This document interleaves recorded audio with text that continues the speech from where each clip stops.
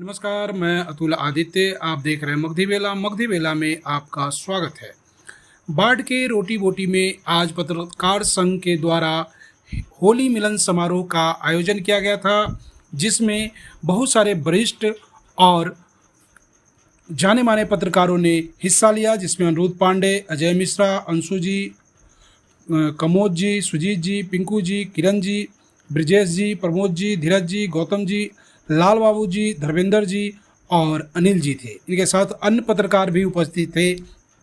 सभी पत्रकारों ने एक दूसरे को गुलाल लगाया और जमकर नृत्य किए और होली को खुशनुमा बनाया।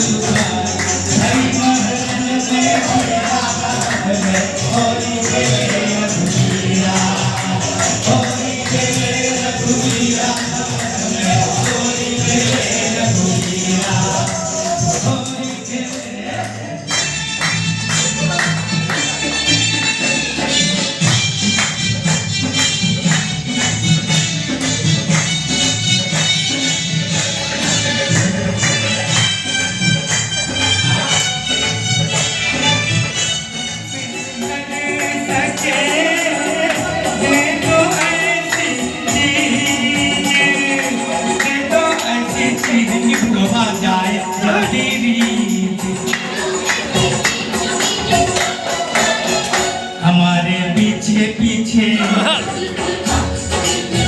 चले वो आंखें नीचे, क्योंकि जिसे का रोग लगा हमको कोई इसकी दवा जड़ी हो तो कहो, कभी ये बीमारी लगे है दुनिया